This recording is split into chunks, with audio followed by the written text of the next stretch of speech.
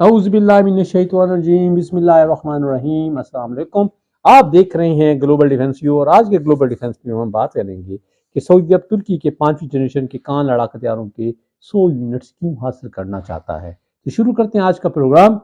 سعودی عرب 2017 سے امریکی فرم lock hard Martin کے تیار کردہ F-35 لڑاکا ہتھیاروں کو حاصل کرنے کے لیے کوشش کر رہا ہے، لیکن اس سے متعدد رکاوٹوں کا سامنا کرنا پڑا، جس کی وجہ سے بالآخر واشنگٹن کے 5ویں نسل کے لڑاکا طیارے حاصل کرنے کی اس کی خواہشات میں رکاوٹ پیدا ہوئی۔ امریکی ساختہ 5th جنریشن طیارے F-35 کی خریداری میں ناکامی کے ساتھ اپنی دفاعی درآمدات کو متنوع بنانے، واشنگٹن پر انحصار کم کرنے کی پالیسی کو سعودی عرب کی جانب سے ترکی کے 5ویں جنریشن کے لڑاکا طیارے کان کے 100 یونٹوں تک خریداری کے ارادے بنیادی وجوہات تصور کی جاتی ہیں۔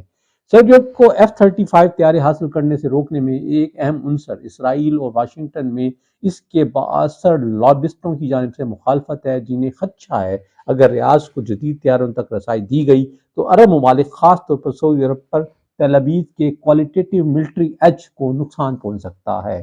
اسرائیل نے نہ صرف سعودی عرب کے F-35 کے عزائم کی مخالفت کی، بلکہ اس وقت کے صدر ڈونلڈ ٹرمپ کی جانب سے معاہدے کی منظوری کے باوجود 2020 میں متحدہ عرب امارات یعنی UAE کو 50 F-35 طیاروں کی مجوزہ فروخت پر بھی شدید احتجاج کیا۔ مخالفت ان خدشات کی وجہ سے پیدا ہوئی کہ اس طرح کی فروخت سے اسرائیل کو اپنے علاقائی ہمسایوں پر کوالٹیٹیو ملٹری ایج برتری ختم ہو جائے گی۔ کوالٹیٹیو ملٹری ایج کو برقرار رکھنے پر اسرائیل نے مصر اور F-16 اور رافیل لڑاکا طیارے چلانے والے دیگر ممالک کو AIM-120 advance medium range air to air missile اور میٹیور جیسے طویل فاصلے تک مار کرنے والے فضا سے فضا میں مار کرنے والے میزائلوں کی فروخت پر بھی اعتراض کیا ہے۔ مزید برآں سعودی عرب کو مبینہ طور پر خریداری کے لیے گرین سگنل دینے سے پہلے کچھ شرائط کا سامنا کرنا پڑا ہے۔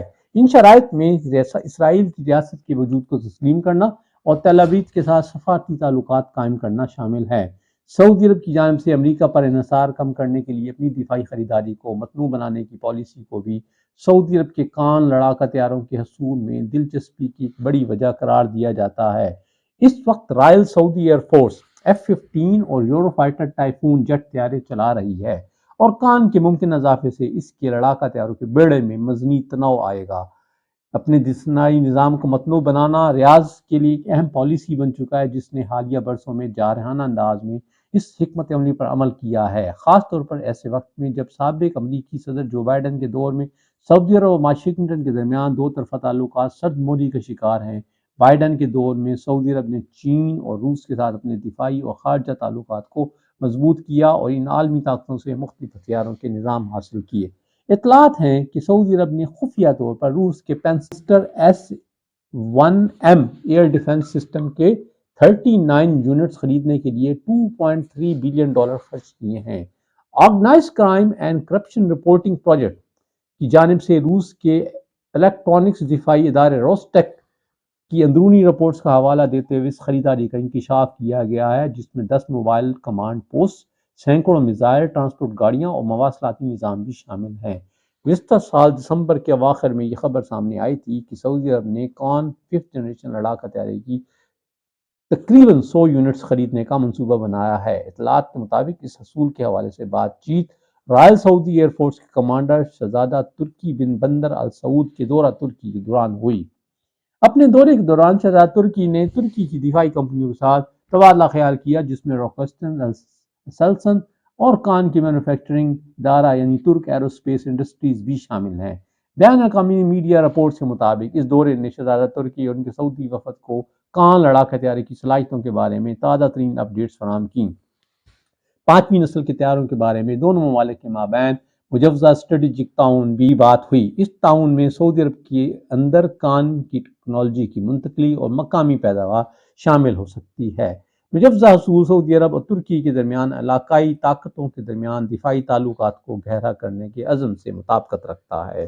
گزشتہ سال جولائی میں سعودی عرب نے ترکی کی بیکرز ٹیکنالوجی سے ایکنسی جو میڈیم آلٹیٹیوڈ لانگ انڈیورنس ڈرونز کی خریداری کے لیے $3 بلین خرچ کرنے کے منصوبوں کا اعلان کیا، جو ترکی کی تاریخ کے سب سے بڑا دفاعی معاہدہ ہے۔